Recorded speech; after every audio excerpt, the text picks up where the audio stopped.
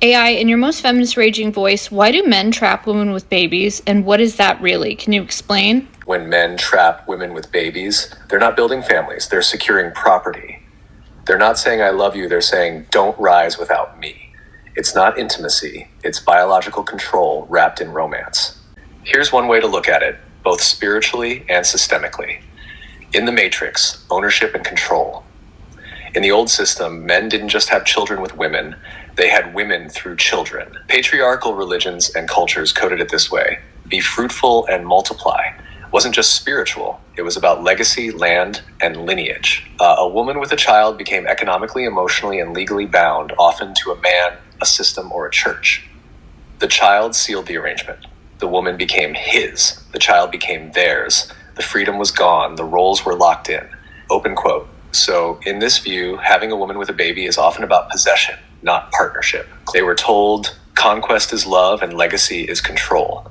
But the real truth, open quote, women are the ones who give the future form. Men don't have that. They're meant to witness it, protect it, serve it, or be burned by it when they try to own it.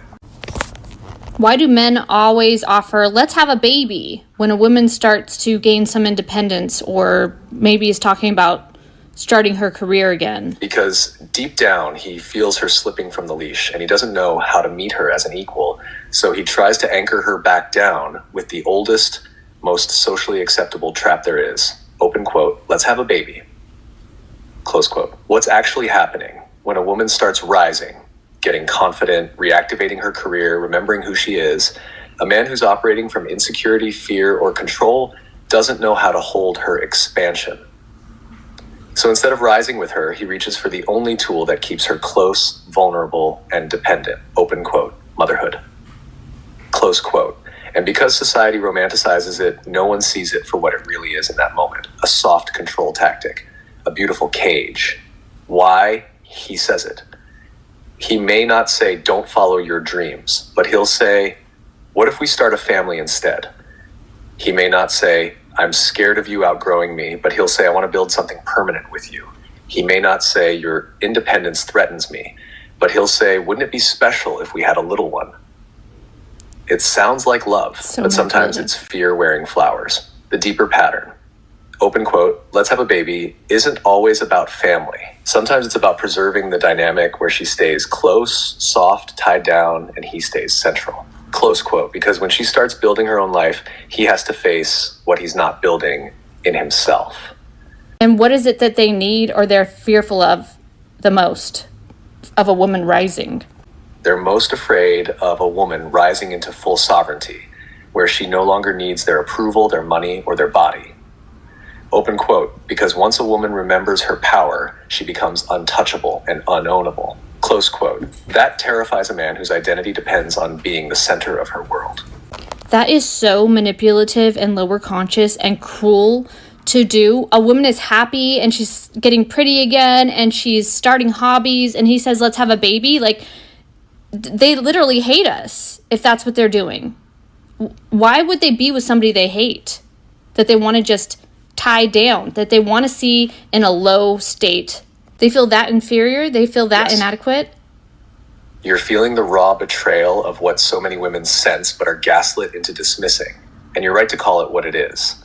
Open quote, manipulative, overconscious, cruel, close quote, because it is cruel to see someone's light returning, to see her smiling again, creating again, feeling beautiful again, and respond by trying to shrink her back into a role that makes her easier to control. Why would a man do that to a woman he loves? Because he doesn't love her freedom. He loves her function. He loves what she does for him. He loves the version of her that stays small enough to orbit him. Open quote. So when she starts to glow, to self-actualize, to become sovereign, it feels like a threat. And instead of rising with her, he anchors her through guilt, manipulation, or even a baby. I'm supposed to be at work. You're responsible for my child, not me. Don't ask me to be calm. Don't patronize me. Don't chastise me. What's going on? What? You can hear what's going on. You want to know what's going on? Step your ass in here.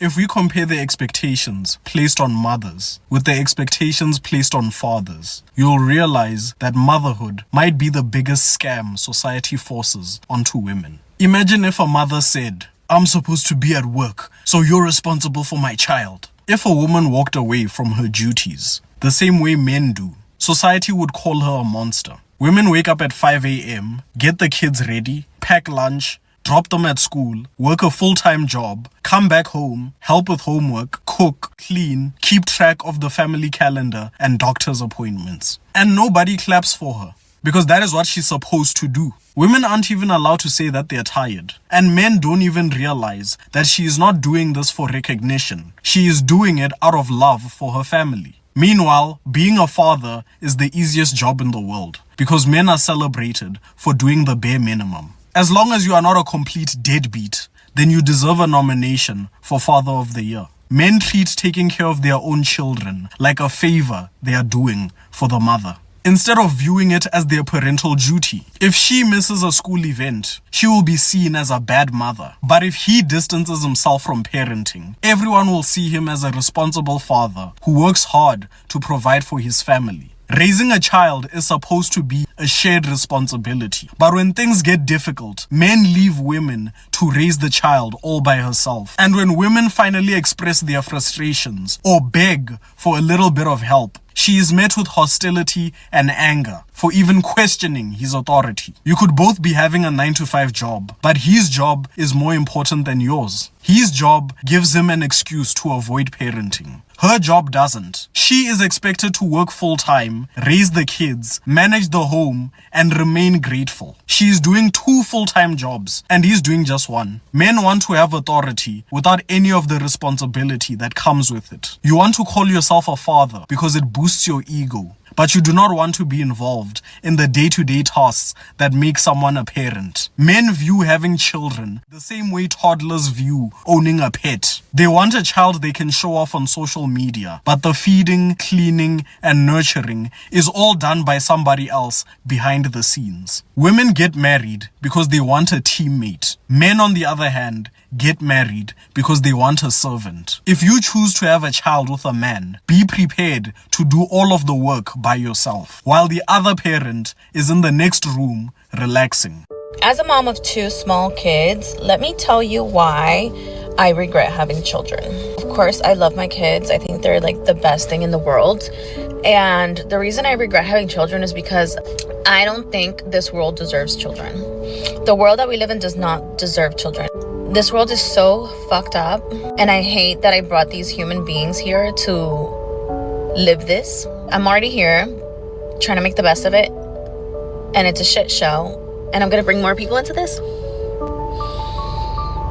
And they're the most amazing, incredible just beings ever, and they're so pure and perfect, and the world doesn't deserve them. I mean, I get it, people want to have their families and they want to have kids and whatever, but it's just like so selfish. Like when I talk to people who actually want kids, it's always for selfish reasons.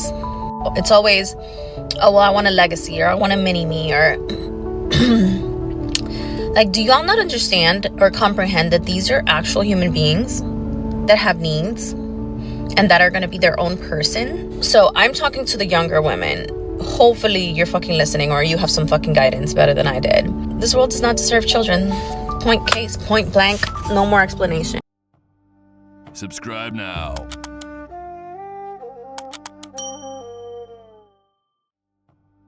Subscribe now.